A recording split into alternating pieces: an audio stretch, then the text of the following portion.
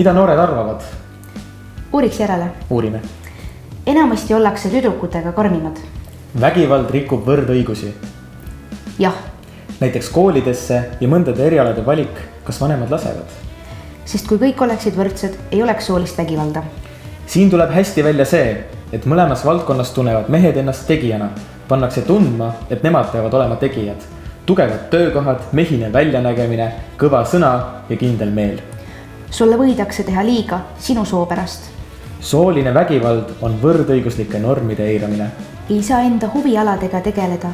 Palgalõhe, füüsiliselt või sotsiaalselt enda väärtusetuna tundmine, sugudevahelised konfliktid ja raskused üksteist mõista. Jah, sest vägivald toimub, kui rikutakse võrdõiguslikke norme. Mida sina arvad?